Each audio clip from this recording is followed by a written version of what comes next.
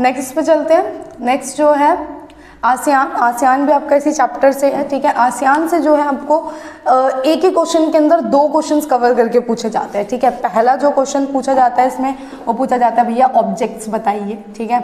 और दूसरा पूछा जाता है कि भाई आसियान के 3 पिलर्स कौन से हैं। पिलर्स होते हैं ना, अभी समझाऊंगे आगे जाके, ऑब्जेक्ट्स पहले समझते हैं। क्वेश्चन इस तरीके से आएगा कि इसमें आपसे ऑब्जेक्ट्स भी पूछे गए हैं और 3 पिलर्स भी पूछे गए हैं, ठीक है। आसियान संघ के जो है वो उद्देश्य भी पूछे गए हैं और 3 इसके स्तंभ भी पूछे गए हैं। तो आपको ऐसे मिक्स करके ही इसका जो आंसर है वो देना है। पहले अगर ऑब्जेक्ट्स पूछे गए हैं क्वेश्चंस में तो आप ऑब्जेक्ट्स को, उद्देश्यों को डिफाइन कर दीजिए, या फिर अगर आपसे जो है पिलर्स पूछे गए हैं तो पहले पिलर्स को, जो पहले पूछा गया है क्वेश्चंस में उसे आप पहले डिफाइन करते हुए चलेंगे, ठीक है। ऑब्जेक्ट्स क्या है, तो जो यूरोपीय यूनियन था, याद है आपको 1992 में स्टैब्लिश हुआ, उसी तरीके से जो आपका आसियान संघ है वो भी एक यूनियन है और ये स्टैब्लिश होता है 1967 में। कब एज अ यूनियन जो है, संघ जो है कब स्टैब्लिश हुआ है, 1967 में जो है ये बना है, ठीक है। तो इसके अंदर भी सभी देश शामिल हैं जो कि अपने आप को इकोनॉमिकली जो है, राजनीतिक तौर पर जो है क्या करना चाहते हैं, बढ़ाना चाहते हैं, अंतर्राष्ट्रीय स्तर पर अपने आप को मजबूत करना चाहते हैं। वैसे ही देश है इसके अंदर हो गया आपका सिंगापुर हो गया, थाईलैंड हो गया, लाओस हो गया, ठीक है ना, कंबोडिया हो गया। ये सभी देशों को मिलाकर क्या बना है आपका आसियान यूनियन बना है, ठीक है ना। तो जो आसियान यूनियन है अगर मैं उसकी बात करूँ तो उसका एस्टैब्लिशमेंट 1967 में हुआ और उसने अपने कुछ ऑब्जेक्ट्स बताए पहले, ठीक है। क्या बताया, अपने कुछ उद्देश्य बताए कि भैया हम बन क्यों रहे हैं, ठीक है।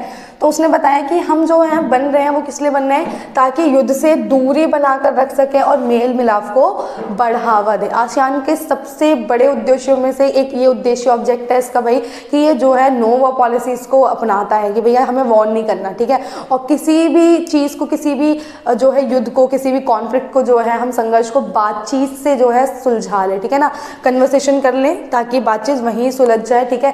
वॉर की जो है वो नौबत ही ना है, ठीक है। तो पहला ऑब्जेक्ट ये है इसका, नो वॉर पॉलिसी अपनाता है। दूसरा क्या है भाई, यूएनओ के नियम का, कानूनों का कायदे पालन करने की ये बात करता है, यानी कि भाई यूनाइटेड नेशन जो ऑर्गेनाइजेशन है उसके जितने भी रूल्स रेगुलेशंस हैं, ठीक है, उनको बोलता है कि मानो, ताकि देश के अंदर एक पीस जो है वो बनी रहे और खुद भी उसके जो है नियमों को मानता है। नेक्स्ट क्या है, आतंकवाद की निंदा करता है, टेररिज्म की भी निंदा कर रहा है, कह रहा है भाई कि टेररिज्म जो है वो सही नहीं है। आतंकवाद की निंदा कर रहा है, बुराई कर रहा है कि भाई जो आतंकवाद है, हर तरीके के आतंकवाद जो है वो नहीं होना चाहिए, ठीक है। और जो आतंकवाद है वो लोगों को नुकसान पहुंचाता है तो उसके खिलाफ बोला है। नेक्स्ट क्या है कि भाई ये जो है एक दूसरे के साथ क्या करना चाहता है, आपसे सहयोग करना चाहता है। कंट्रीज़ के अंदर जो है वो कॉपरेशन स्टैब्लिश करना चाहता है कि सब मिलकर रहें, एक साथ रहें, ठीक है। तो ये क्या है, इसके ऑब्जेक्ट्स हैं, उद्देश्य हैं। आगे क्या पूछा गया, इसके 3 पिलर्स पूछे गए हैं भाई कि 3 स्तंभ बताइए इसके। अब 3 स्तंभ क्या होते हैं, पिलर्स क्या होते हैं, ठीक है। चाहे आपसे पिलर्स करके क्वेश्चन पूछा जाए, ठीक है, या फिर इसकी कम्युनिटीज़ पूछी जाए, ठीक है ना, समुदाय पूछे जाए कि 3 समुदाय बताइए, ठीक है, तब भी आंसर यही लिख कर आना है। पिलर्स और समुदाय एक ही बात है, बस नाम अलग अलग दे रखे हैं उसको, ठीक है। तो आसियान संघ के जो 3 स्तंभ है, जो पिलर्स हैं, समुदाय हैं, कम्युनिटीज़ है, अगर हम उसकी बात करें तो वो कौन कौन सी है, सुरक्षा समुदाय, आर्थिक समुदाय, सामाजिक एवं सांस्कृतिक समुदाय। इंग्लिश में ये लिखी है सिक्योरिटी, इकोनॉमिक और आपका सोशल एंड कल्चर कम्युनिटी, ठीक है। तो ये जो कम्युनिटीज़ हैं, अगर हम बात करें इसकी कि क्या है ये, तो पिलर्स क्या होते हैं, जब घर बनता है पिलर्स बनाए जाते हैं ना, ताकि जो घर है वो क्या रहे, वो टिका रहे, ठीक है ना। उसी तरीके से आपको देखने को मिलेगा कि जो ये 3 पिलर्स बनाए गए हैं वो इसलिए बनाए गए हैं ताकि जो आसियान यूनियन है वो टिका रहे। जो आसियान आज खड़ा है, जो टिका हुआ है, ठीक है, वो किसकी वजह से टिका है, अपने इन 3 पिलर्स की वजह से ही टिका है, ठीक है। अब वो 3 पिलर्स कौन से, सबसे पहले है सुरक्षा, समुदाय, सिक्योरिटी, कम्युनिटी, ठीक है। इसके अंदर जितने भी देश शामिल है ना बेटा आसियान के अंदर, ये सबकी सिक्योरिटी की बात करता है। कभी भी किसी भी देश पर कोई भी खतरा बन रहेगा तो आसियान के सभी देश उसकी जो है वो हेल्प करने के लिए पहुंचेंगे। तो इस तरीके से ये सिक्योरिटी करता है, ठीक है। अब सिक्योरिटी कब होगी, जब वो युद्ध से क्या रहेगा, दूर रहेगा, ठीक है ना, वॉर से जो है, वॉर में जो है वो नहीं घुसेगा, ठीक है। जब इंटरनेशनल लेवल्स पर वॉर नहीं होगा, ठीक है, और टेररिज्म के बारे में भी भाई जानकारी लेता रहेगा कि भाई टेररिज्म तो नहीं बढ़ रहा, कहीं टेररिज्म अटैक तो हमारे ऊपर नहीं होने वाला, ठीक है। तो उस टाइम पर आपको देखने को मिलेगा कि सुरक्षा जो है, जो सिक्योरिटी है वो खुद ब खुद इस्टेब्लिश हो जाएगी। और अपने सभी देशों के अंदर जो है वो क्या करना, सिक्योरिटी बनाए रखना, ठीक है। किसका काम है? सिक्योरिटी कम्युनिटी का काम है, सुरक्षा समुदाय का या इसके पिलर्स का काम है। नेक्स्ट है आर्थिक समुदाय, इसका इकोनॉमिक कम्युनिटी। वही फिर से बात है कि भाई इकोनॉमिकली ग्रो करवाना चाहता है ये अपने देशों को, सभी देशों को जो भी इसके अंदर शामिल है, ठीक है, ताकि जो है ये इकोनॉमिकली अच्छी इकोनॉमी इनकी बनी रहे, ठीक है। और ये आर्थिक विकास के ऊपर जो है वो जोर देता है, इकोनॉमिक डेवलपमेंट की बात कर रहे हैं कि सब जो है बढ़िया तरीके से अपना विकास करें, ठीक है। अपने सभी सदस्य देशों के बीच जो है वो मुक्त व्यापार को बढ़ावा देता है। अब ये मुक्त व्यापार क्या होता है सबको पता है, फ्री ट्रेड को बढ़ावा दे रहा है, ठीक है। तुम्हारी इकोनॉमी कब ग्रो होगी? जब तुम ट्रेड अच्छा करोगे एक दूसरे के साथ, ठीक है। तो ये फ्री ट्रेड के ऊपर फोकस करता है कि भाई हमारा जो फ्री ट्रेड है वो बढ़ना चाहिए एक दूसरे के बीच में, ठीक है, ताकि हम जो है आर्थिक रूप से क्या कर सके, ग्रो कर सके। और एक ही देश की बात नहीं कर रहा, अपने सभी देशों की बात कर रहा है इकोनॉमिक स्ट्रॉन्ग करने के लिए, ठीक है।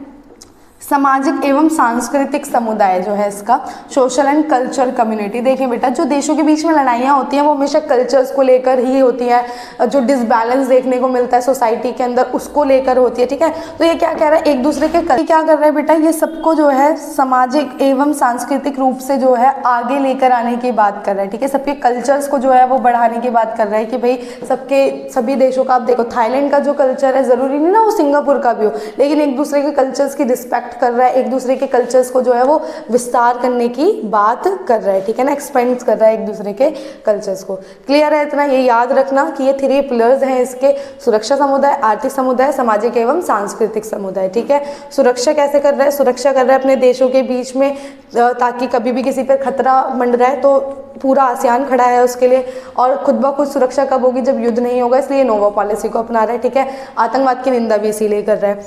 आर्थिक समुदाय जो है वो इकोनॉमिकली डेवलपमेंट चाहते हैं सभी देशों का, ठीक है, जो भी इसके अंदर देश शामिल है, ठीक है। और उसके लिए क्या कर रहा है, ये मुक्त व्यापार को बढ़ावा दे रहा है, मुक्त व्यापार को, फ्री ट्रेड को बढ़ावा दे रहा है। सोशल एंड कल्चर कम्युनिटी, जो लड़ाइयाँ कल्चर्स की वजह से होती हैं, ठीक है, सोशली डिसबैलेंस की वजह से होता है, वो सारी चीज़ें ख़त्म करने की बात कर रहे हैं। ये कह रहा है कि भाई हम हर एक इंसान का डेवलपमेंट चाहते हैं, ठीक है, और हम एक दूसरे की संस्कृति का, हम एक दूसरे के कल्चर को जो है वो सपोर्ट भी करते हैं और उसको साथ साथ क्या करेंगे, बढ़ाएंगे भी। तो ये आसियान से जब क्वेश्चन आया आपको, इसके ऑब्जेक्ट्स याद करने हैं कि भाई ये क्यों बनाया गया है, तो भाई आतंकवाद की निंदा करने के लिए, वॉर ना हो सके, ठीक है ना, इसलिए इसके ऑब्जेक्ट्स हैं, ये सारी चीज़ें पाना चाहता है ये, ठीक है। और उसके बाद ये 3 स्तंभ जिनके ऊपर ये खड़ा है, जो कि मैंने आपको डिफाइन कर दी, ठीक है। नेक्स्ट चलते हैं भाई, ये जो है बात करें, चाइना वाला क्वेश्चन आ गया है आपका। चाइना सबको पता है हमारी नेबर कंट्रीज़ में से है, ठीक है।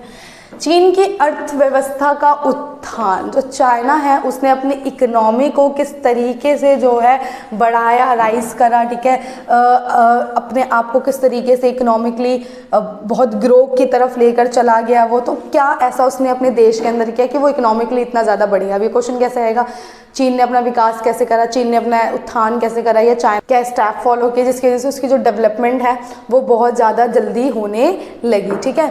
तो उसके लिए जो उसने स्टेप फॉलो किए, उससे पहले थोड़ा सा उसका बैकग्राउंड बता देती हूँ मैं आपको। तो जो चाइना है, ठीक है, वो 1949 में अपने आप को जो एक सोशलिस्ट कंट्री जो है अनाउंस करता है भाई कि हम एक साम्यवादी देश हैं, वो ये कहता है समाजवादी देश है। कौन? चाइना। यानी कि इसने कैपिटलिज्म को नहीं अपनाया, किसको अपनाया? समाजवाद को अपनाया। और उस टाइम पर समाजवाद और पता ही है पूंजीवाद इनके बीच में था भी थोड़ा सा ताना तानी, ठीक है। तो चाइना किसकी तरफ जाता है? साम्यवाद की तरफ जाता है, ठीक है ना। लेकिन साम्यवाद से चाइना का काम नहीं चलने वाला था, ठीक है। तो उसने अपनी इकोनॉमी को ग्रो करने के लिए कुछ चेंजेस अपने अंदर किए, ठीक है। तो वो चेंजेस क्या क्या थे? सबसे पहला जो है आपका एकांतवास की समाप्ति कर दी उसने, ठीक है। अब ये एकांतवास क्या होता है? एकांतवास होता है बेटा जब कोई देश दूसरे देश के साथ जो है ज़्यादा कनेक्ट होकर नहीं रहता, एकांत में अकेले रहना पसंद करता है। अब ये अकेले कैसे रहता था? ट्रेड नहीं करता था ये दूसरे देशों के साथ बड़े लेवल का, ठीक है। तो इसने जो है एकांतवास में जो रह रहा था, ये इसने सोचा ऐसे तो भाई नहीं चलने वाला, अगर मुझे डेवलप्ड होना है तो क्या करना पड़ेगा? मुझे अपना एकांतवास जो है वो ख़त्म करना पड़ेगा। तो इसने पहले एकांतवास को एंड किया अपना, कब करा? 1972 में करा, जिसकी वजह से चाइना की जो अर्थव्यवस्था है वो बढ़ गई, जो चाइना की इकोनॉमी है वो ग्रो होने लगी। चले नेक्स्ट क्या है, चाओ एंड लाई की नीति, ठीक है। चाओ एंड लाई पॉलिसीज की अगर मैं बात करूं तो जो चाइना है उसने अपने आप को इकोनॉमिकली कैसे डेवलपमेंट करी, उसने अपनी एकांतवास को तो उसने समाप्त करके सबसे पहला ट्रेड कर ही लिया था भाई यूएसए के साथ। किसके साथ किया उसने सबसे पहला ट्रेड?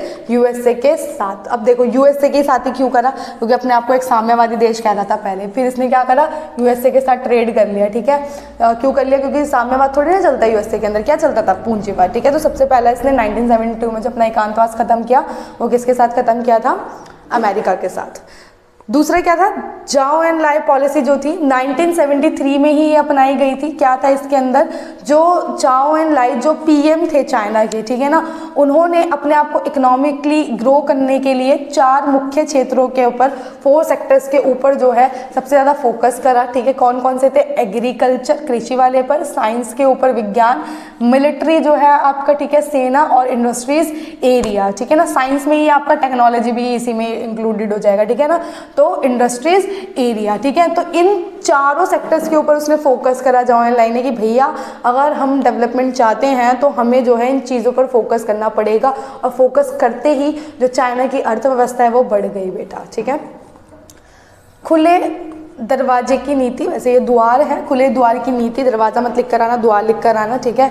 ओपन डोर पॉलिसी, ठीक है। ओपन डोर पॉलिसी जो है वो 1978 में जो है वो अपनाई गई थी। कब अपनाई गई थी, यहाँ पे भी लिखा है 1978 में। किसने अपनाई थी, देंग श्याओपिंग ने, जो कि उस टाइम के प्राइम मिनिस्टर थे, कहाँ के, चाइना के, ठीक है ना, देंग श्याओपिंग ने, ठीक है, अडॉप्ट की थी ओपन डोर पॉलिसी। अब इसका मतलब क्या था, याद करो, सबसे पहला उसने अपना एकांतवास 1972 में किसके साथ खत्म किया है, सिर्फ यूएसए के साथ, कि भाई ट्रेड सिर्फ यूएसए के साथ स्टार्ट करा है। अभी बाकी देशों के साथ बड़े लेवल के ट्रेड स्टार्ट नहीं करे थे चाइना ने, लेकिन उसे लगा कि भाई अगर ग्रो करना है तो क्या करने का पड़ेगा, ओपन डोर पॉलिसी अपनानी पड़ेगी, खुले द्वार की नीति, यानी कि मेरे दरवाजे अब ट्रेड के लिए सभी देशों के साथ ट्रेड करने के लिए खुले हुए हैं, ठीक है ना। तो ये ओपन डोर पॉलिसी किसने अपनाई थी, देंग श्याओपिंग ने। और जैसे ही इन्होंने ओपन डोर पॉलिसी अपनाई, बड़ी बड़ी कंपनियां जो हैं वो चाइना में गई, चाइना ने अपनी कंपनीज दूसरे देशों में भेजी, जिससे कि उसकी अर्थव्यवस्था का उत्थान, विकास या डेवलपमेंट जो भी कहो हो गया, ठीक है। नेक्स्ट जो है आपका कृषि का निजीकरण, ठीक है ना, प्राइवेटाइजेशन ऑफ एग्रीकल्चर।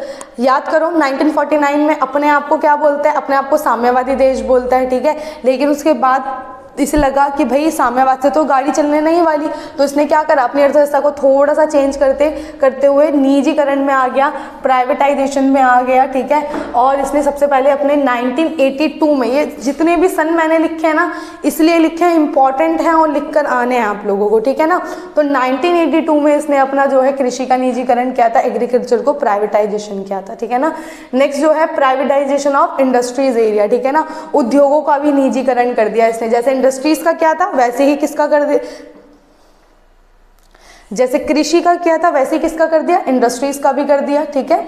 तो उद्योगों का निजीकरण करने से क्या हुआ, इसके उद्योग जो है वो बढ़िया हो गए, ठीक है। उसके अंदर जो है वृद्धि देखने को मिली, क्षमता बढ़ गई उद्योगों की, ठीक है। उसकी अर्थव्यवस्था जो है उत्थान की तरफ चली गई, ठीक है। इकोनॉमी जो है वो अच्छी होने लगी, किसकी, चाइना की, ठीक है। तो आप देख सकते हो कृषि का निजीकरण 1982 में किया है और उद्योगों का निजीकरण 1998 में किया है, ठीक है ना। तो बहुत लंबे सालों के गैप में जो है इसने प्राइवेटाइजेशन किया है, ठीक है। अब देखो जब धीरे धीरे प्राइवेटाइजेशन किया है तो यानी किसने शॉक थेरेपी के ऊपर अमल नहीं करा, शॉक थेरेपी को जो है वो फॉलो नहीं करा, ठीक है ना।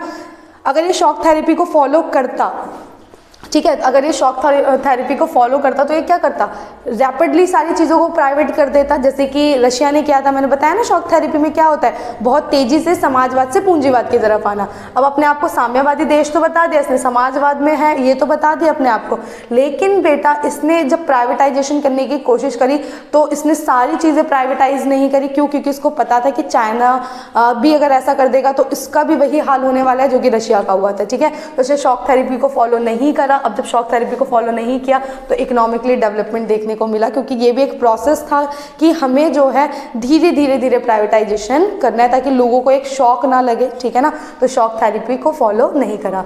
चाइना जो है वो मेंबर बना 2001 में किसका, तुम्हारा वर्ल्ड ट्रेड ऑर्गेनाइजेशन का, ठीक है, यानी कि तुम्हारा जो है विश्व व्यापार संगठन का, किसका, वर्ल्ड ट्रेड ऑर्गेनाइजेशन। ये लिखा दिख नहीं रहा होगा आपको, ठीक है। विश्व व्यापार संगठन का मेंबर बन गया, जिसकी वजह से इसकी जो इकोनॉमी है वो बढ़ गई। ठीक है, तो ये मैंने एक एक्स्ट्रा पॉइंट दे दिया आपको, 7 पॉइंट्स दे दिए, लिखकर आपको 6 ही आने हैं। अगर आपको लगे कि आप ज़्यादा एक्सप्लेनेशन नहीं दे पा रहे हो, ठीक है, तो क्या करना, एक पॉइंट को दूसरे पॉइंट के साथ मर्ज कर देना। नेक्स्ट जो पूछा जाता है आपसे, अब हमारा यूएनओ वाला चैप्टर आ चुका है, यूनाइटेड नेशन ऑर्गेनाइजेशंस। याद रखना भैया, यूएनओ जो है बहुत इंपॉर्टेंट चैप्टर है और इसके ऑर्गन्स हैं अभी। यूएनओ वही जिसके बारे में अभी तक आप पढ़ते आए हो कि यूएनओ का जो है ऐसी इम्पोर्टेंट बढ़ गई, ऐसी संस्थाएं और होनी चाहिए, यूएनओ का आसियान भी कायदे कानूनों का पालन करता है।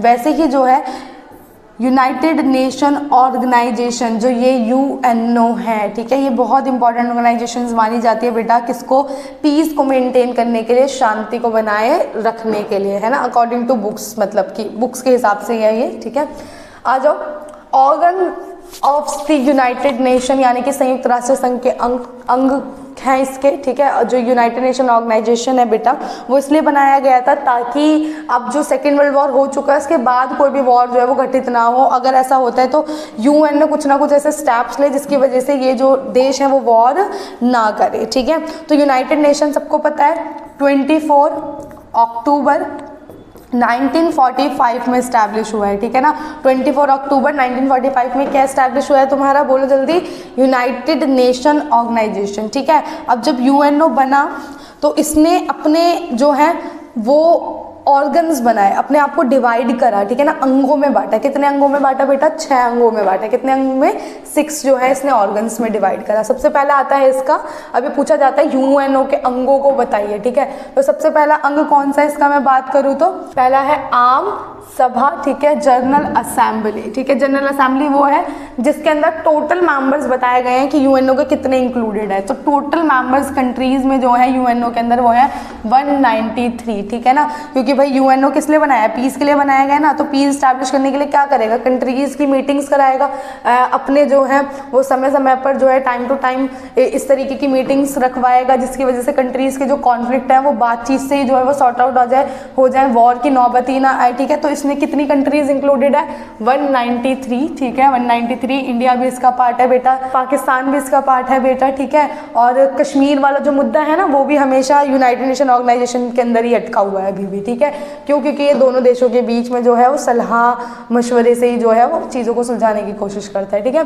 तो आम सभा जो है, ठीक है, जनरल असेंबली के अंदर टोटल मेंबर्स है कितने हैं, 193, पहला इसका ऑर्गन। नेक्स्ट क्या है इसका, सुरक्षा परिषद। ठीक है, सिक्योरिटी काउंसिल बहुत इंपॉर्टेंट है, सबसे पावरफुल जो है ऑर्गन है यूनाइटेड नेशन ऑर्गेनाइजेशन का। ठीक है, टोटल इसके अंदर मेंबर्स कितने हैं बेटा, 15 मेंबर्स है। कितनी कंट्रीज इंक्लूडेड है इसके अंदर, 15। इन 193 में से ही 15 मेंबर्स इसके अंदर आते हैं सिक्योरिटी काउंसिल के अंदर। ठीक है, जिसमें से जो 10 हैं वो क्या है, 10 जो है वो क्या होती है, स्थायी होती हैं, अस्थायी होती हैं, सॉरी, नॉन परमानेंट मेंबर्स होती हैं, और जो 5 है वो क्या होती है, वो स्थायी होती है। कितनी होती है, 5 जो है वो स्थायी होती है। ठीक है, तो 5 स्थायी हैं और जो 10 हैं वो अस्थायी है। ठीक है, और ये जो 10 है बेटा अस्थायी इसलिए बोली जाती है, नॉन परमानेंट इसलिए बोली जाती है क्योंकि हर 2 साल के लिए 2 साल के अंदर अंदर जो है ये चेंज की जाती है। ठीक है, नए जो मेंबर्स हैं वो जुड़ जाते हैं, पुराने मेंबर्स जो है वो एग्जिट हो जाते हैं हर 2 साल के अंदर। ठीक है, इसलिए जो 10 मेंबर्स हैं उनको नॉन परमानेंट कहा जाता है, यानी कि बने नहीं रहते, बदलते रहते हैं। लेकिन ये जो 5 हैं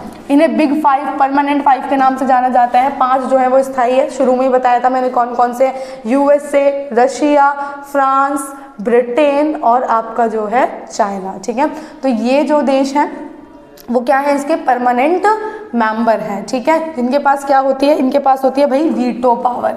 कोई भी इंटरनेशनल लेवल का जो है आता है, मुद्दा आता है, उसके ऊपर कोई भी फैसला आता है, तो अगर 4 देश उस फैसले से राजी है और एक नहीं भी है ना, तो वो क्या खेल जाएगा, वीटो खेल जाएगा और सारे जो तिकड़म है वो लगा के सब कुछ चेंज कर देगा। ठीक है, नेक्स्ट जो है अंतर्राष्ट्रीय न्यायालय। ठीक है, इंटरनेशनल कोर्ट ऑफ जस्टिस जो है इसका, ये भी इसका एक ऑर्गन है जो कि भाई इंटरनेशनल लेवल पर जस्टिस देने की बात कर रहा है। कितने देश हैं इसके, कितने न्यायाधीश होते हैं इसके अंदर, न्यायाधीश यानी कि जजेस, 15 जजेस होते हैं बेटा इसके अंदर। ठीक है, कितने ईयर्स के लिए इलेक्ट होते हैं, 9 ईयर्स के लिए, 9 सालों के लिए चुने जाते हैं। कौन चुनता है इन्हें, आम सभा द्वारा चुने जाते हैं ये। ठीक है, और सुरक्षा परिषद द्वारा चुने जाते हैं, यानी कि तुम्हारे सिक्योरिटी काउंसिल और जनरल असेंबली, यही दोनों, ये दोनों। ठीक है ना। ये सारे मिलके इन 15 जजेस को चूज करती है कितने ईयर्स के लिए, 9 ईयर्स के लिए, ठीक है। नेक्स्ट है आपका सचिवालय, ठीक है ना। तो ये जो सचिवालय है इसके अंदर बेटा आपका आता है महासचिव। कौन आता है इसके अंदर, आपका महासचिव आता है, ठीक है। क्या होता है ये महासचिव, ये जो जनरल होता है क्या होता है ये भाई, ये होता है सबसे मुखिया। क्या होता है ये सबसे मुखिया होता है, ये सबसे हेड होता है, ठीक है। किसका हेड है ये हेड है आपके पूरे यूनाइटेड नेशन ऑर्गेनाइजेशन का, ठीक है। 5 सालों के लिए जो मुखिया चुना जाता है, 5 ईयर्स के लिए बनता है ये, ठीक है। और जो है इसको कौन चुनता है, इसको भी जो है आपका सुरक्षा परिषद और आम सभा, ठीक है, general assembly and security council, दोनों ही इसको इलेक्ट करने में जो है वो अपना रोल प्ले करती है, अपनी भूमिका निभाती है, ठीक है। 5 साल के लिए चुना जो ये जा रहा है बेटा, हर 5 साल बाद चेंज होगा। सबसे पहले जो है वो थे आपके ट्राइगवली, ठीक है, जो क्या थे, जनरल थे, महासचिव थे किसके, सचिवालय के, ठीक है। और आज के टाइम पे यूएनओ के जो महासचिव है वो है आपके एंटोनियो गुटरेस, ठीक है ना। तो ये पूछा जा सकता है कि भैया बताइए एक मार्क्स में कि कौन है, ठीक है। न्यायसीता परिषद, एडमिनिस्ट्रेटिव काउंसिल जो है आपका, ध्यान से देखना है इसको कि भाई ये 1 नवंबर से जो है इसको खारिज कर दिया गया है, इसको एंड कर दिया गया है, स्थगित कर दिया गया है, ये कोई काम नहीं कर रही है, ठीक है, 1 नवंबर 1994 से, ठीक है। पर ये इसके अंगों में काउंट जरूर होती है, तो बस इसमें इतना लिख कर आ जाना, ये जो ट्रस्टिव काउंसिल है ये 1 नवंबर से जो है काम नहीं कर रही, 1994 1 नवंबर से, ठीक है। और नेक्स्ट आता है तुम्हारा सामाजिक आर्थिक परिषद, ठीक है। अगर बात करें तो इकोनॉमिक काउंसिल जो है आपका इकोनॉमिकली देशों को ग्रो किस तरीके से किया जाए, क्या किया जाए, इस तरीके के प्लान्स वगैरह बनाता है यूनाइटेड नेशन में, ठीक है। 54 कंट्रीज आती हैं इसके अंदर, ठीक है। 54 कंट्रीज जो है जोग्राफिकल वाइज चुनी जाती हैं और 3 साल के लिए चुनी जाती हैं, 3 ईयर्स के लिए इलेक्ट होती है, ठीक है। तो ये याद रखना है कि ऑर्गन्स हैं किसके, यूनाइटेड नेशन ऑर्गेनाइजेशन के 6 हैं, आम सभा, सुरक्षा परिषद, अंतर्राष्ट्रीय न्यायालय, सचिवालय, न्यायसीता परिषद और सामाजिक आर्थिक परिषद, ठीक है। पूछा जाता है ऑर्गन्स, हो सकता है आपसे ना स्पेसिफिकली किसी एक ऑर्गन के बारे में पूछ लिया जाए, और ज़्यादातर ये क्वेश्चन आता है सुरक्षा परिषद के लिए कि भैया सुरक्षा परिषद जो है उसके बारे में बताइए, सिक्योरिटी काउंसिल, ठीक है। तो आपको क्या करना है, पहले इसके सारे ऑर्गन्स डिफाइन कर देने हैं, उसमें से फिर स्पेशली सुरक्षा परिषद को उठा के उसको एक्सप्लेन कर देना है कि 5 मेंबर्स होते हैं, ठीक है, परमानेंट, 10 नॉन परमानेंट मेंबर होते हैं, 10 जो है वो 2 साल के अंदर चेंज हो जाते हैं, 5 परमानेंट जो होते हैं वो बिग 5 भी कहलाते हैं, इसके अंदर वीटो पावर्स होती है, इस तरीके से, ताकि आपका आंसर बड़ा हो जाए, ठीक है।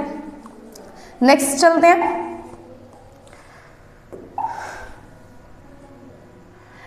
नेक्स्ट है भैया कि जो यूनाइटेड नेशन ऑर्गेनाइजेशन है, ठीक है, उसका अगर आपको मेंबर बनना है तो भाई क्या एलिजिबिलिटी क्राइटेरियाज होने चाहिए। जैसे देखो, अगर किसी जॉब के लिए भी जाते हो तो होता है ना कि भाई ये सारी चीज़ें, बेसिक कंप्यूटर आना चाहिए, ठीक है ना, लैंग्वेजेस में हिंदी इंग्लिश बोलनी आनी चाहिए, इस तरीके से। वैसे ही वो जॉब पाने के लिए वो एलिजिबिलिटीज क्राइटेरिया हो गए। ऐसे अगर यूएनओ का कोई देश मेंबर बनना चाहता है तो उसके लिए क्या एलिजिबिलिटी क्राइटेरियाज, क्या योग्यताएं सेट की गई हैं, ठीक है। इससे पहले इसके बारे में कोई जानकारी नहीं थी कि भाई कैसा देश होना चाहिए जो कि यूएनओ का मेंबर बनेगा, लेकिन इसके एक जनरल रहे थे, ठीक है, महासचिव रहे थे, क्या नाम था उनका, कोफी अन्नान, ठीक है। कोफी अन्नान ने जो है वो एक रिपोर्ट निकाली, ठीक है, जिसमें उन्होंने बताया कि किस तरीके से जो है कोई भी जो मेंबर है, वो कोई भी जो कंट्री है वो यूएनओ का परमानेंट या नॉन परमानेंट मेंबर कैसे बन सकती है, ठीक है। तो सबसे पहली बात करें तो ऐसा देश जो कि लोकतांत्रिक होना चाहिए, डेमोक्रेटिकल कंट्री होनी चाहिए भैया, ठीक है, डेमोक्रेसी को अपनाती हो, ठीक है, डेमोक्रेटिकल कंट्री होनी चाहिए, वो यूएनओ का परमानेंट मेंबर या नॉन परमानेंट मेंबर बन सकती है, ठीक है। ये नेसेसरी है कि अगर उसे यूएनओ का मेंबर बनना है, ठीक है, तो वो क्या करे, अपने आप को एक लोकतांत्रिक देश बनाए, अपने आप को एक डेमोक्रेटिकल कंट्री बनाए। ये कब कहा इन्होंने, ये रिपोर्ट आई है बेटा 1997 में। ऐसे तो अगर मैं बात करूँ ना तो आपका जो नॉर्थ कोरिया है वो भी यूएनओ का मेंबर है, लेकिन वो 1950 के अराउंड ही बन चुका था यूएनओ का मेंबर, और ये क्राइटेरिया कब निकले हैं, 1997 में निकले हैं, ठीक है ना। तो ये क्राइटेरियाज रखे गए थे कि भाई डेमोक्रेटिकल कंट्री होनी चाहिए। क्या नॉर्थ कोरिया डेमोक्रेटिकल है? नहीं है, ठीक है ना। डेमोक्रेसी बस एक नाम की डेमोक्रेसी है, तानाशाही है वहाँ भी, ठीक है। तो लोकतांत्रिक देश होना चाहिए, डेमोक्रेटिकल कंट्री होना चाहिए, वो यूएनओ का परमानेंट मेंबर बन सकता है। आतंकवाद की निंदा करने वाला होना चाहिए, ठीक है भाई, टेररिज्म को क्रिटिसाइज करता हो, हर तरीके के टेररिज्म को, चाहे वो नक्सलिस्ट मूवमेंट हो, ठीक है, जैसे लिट्टे वगैरह थे, या फिर कोई भी आतंकवादी संगठन हो, ठीक है, अलकायदा हो, तालिबान हो, सबको जो है ये क्या करे, क्रिटिसाइज करे कंट्री, वो मेंबर बनना चाहिए, ठीक है।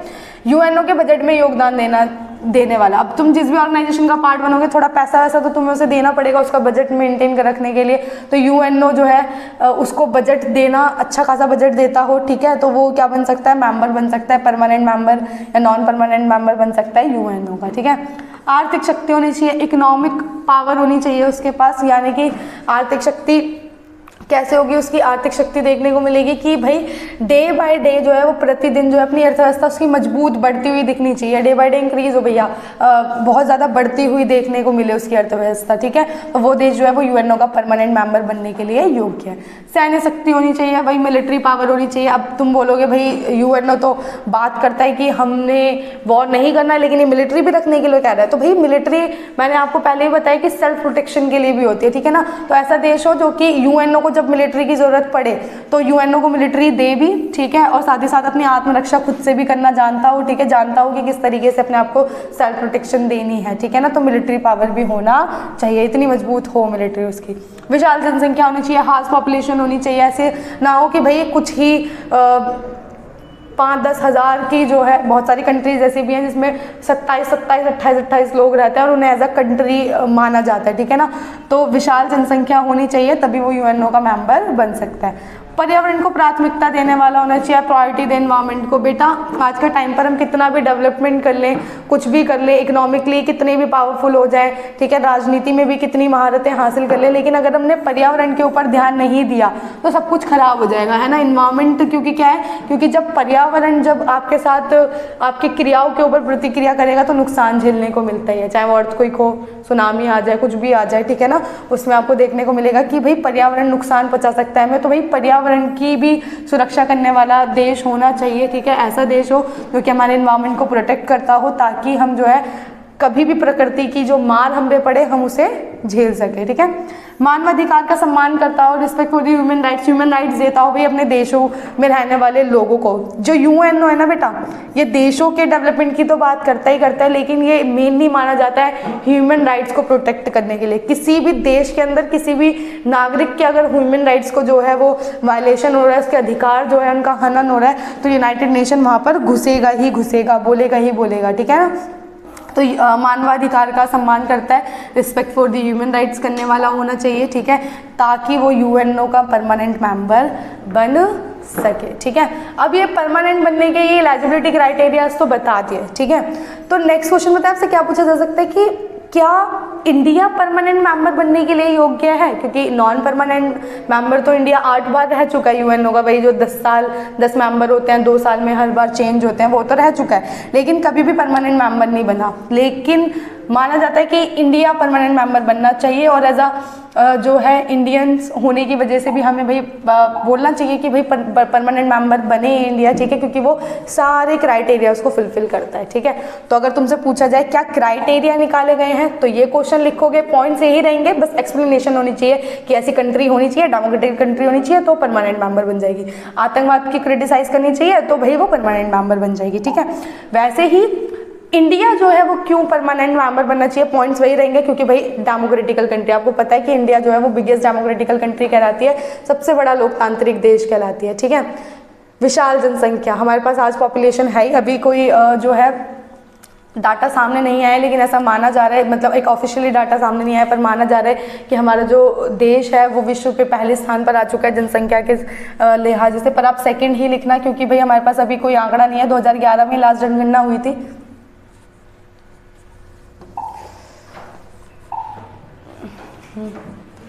कितने मिनट के हो गए, बस थोड़ा सा रह रहा है, रोक के नेक्स्ट बना लो। चल तो रही है ना, अरे ऐसे मत बोलो साहिल, 1 घंटे 8 मिनट नहीं आगे बढ़ा दूँ, बहुत स्पॉज भी है साहिल बीच में।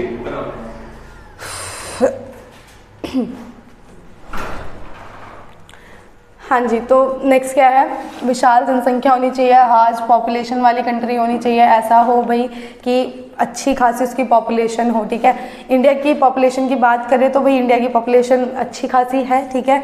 तो इंडिया सेकंड लार्जेस्ट पॉपुलेशन माना जाता है। सेकंड इसलिए बोल रही हूँ क्योंकि भाई 2011 में जनगणना हुई है, अभी कोई ऑफिशियली डाटा नहीं है कि हम ओवरकम कर चुके हैं चाइना की पॉपुलेशन को या नहीं, ठीक है, माना जा रहा है ऐसा। जब होगी पूरी जांच पड़ताल तब पता चलेगा कि भाई सही में हुआ है ऐसा या नहीं हुआ है, ठीक है। आर्थिक स्थिति जो है अच्छी होनी चाहिए, इकोनॉमिक स्टेटस अच्छा होना चाहिए उस देश का। आपको पता ही है कि भारत जो है वो बिगेस्ट जो भारत है उसकी बिग 5 इकोनॉमी है, यानी कि वो जो है 5वीं सबसे बड़ी अर्थव्यवस्था बन चुका है विश्व की, ठीक है। तो इसलिए भारत परमानेंट मेंबर बनना चाहिए। आतंकवाद की निंदा, ठीक है, यानी कि जो है क्रिटिसिज्म, वही दोबारा से टेररिज्म को क्रिटिसाइज करे, ठीक है, बुराइयां करे। तो भाई आतंकवाद की निंदा भारत करता है और टाइम टू टाइम इस तरीके के जो है वो इस तरीके की जो है मीटिंग्स भी रखता है, इस तरीके की बैठकें भी करता है, जिसकी वजह से आतंकवाद को जो है इंटरनेशनल लेवल पर ख़त्म किया जा सके। तो यूएनओ का डेफिनेटली परमानेंट मेंबर बनना चाहिए, ठीक है ना। बजट में योगदान, अच्छा खासा बजट जो है वो पेश करता है यूएनओ को, ठीक है, कौन, इंडिया। मानवाधिकार की रक्षा करने वाला, ह्यूमन राइट्स सबको पता है, हमें 6 फंडामेंटल राइट्स दे रखे हैं, ठीक है, और बहुत अच्छे तरीके से हमें राइट्स दे रखे हैं। हमारे राइट्स को वायलेशन कोई भी नहीं कर सकता, और ऐसा करता है तो सुप्रीम कोर्ट उसके ऊपर उसकी सही से वाट लगा देगी, ठीक है ना। तो ये याद रखना कि ह्यूमन राइट्स को प्रोटेक्ट करता है, इसलिए परमानेंट मेंबर बनना चाहिए।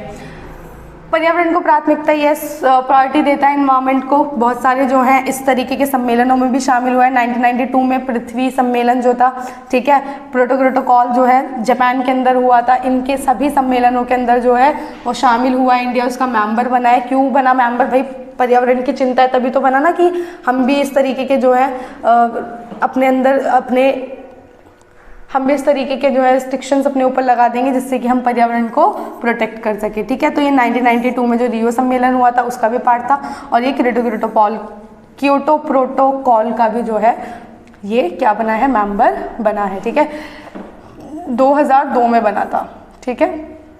नेक्स्ट मिलिट्री पावर है, सैन्य शक्ति है, सबको पता है। चौथी स्थान पर आती है हमारी, जो 4th रैंक पर आती है हमारी मिलिट्री, ठीक है।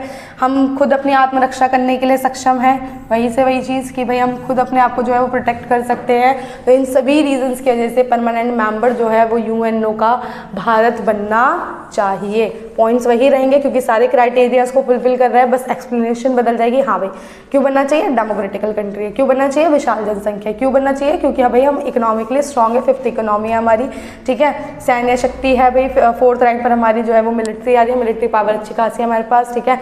परमाणु संपन्न देश है हम, ठीक है। हमने क्या कर रहा है, हमने न्यूक्लियर टेस्टिंग कर रखी है, 2 बार कर रखी है, सबको पता है, 1974 में भी और 1998 में भी, ठीक है ना। तो ये याद रखना कि इस तरीके से जो है तुम लिख सकते हो कि भाई यूएनओ का परमानेंट जो है वो इंडिया मेंबर क्यों बनना चाहिए। और अगर क्वेश्चन है क्या क्राइटेरियाज हैं तो पॉइंट सब यही रहेंगे, बस एक्सप्लेनेशन बदल जाएगी, ठीक है।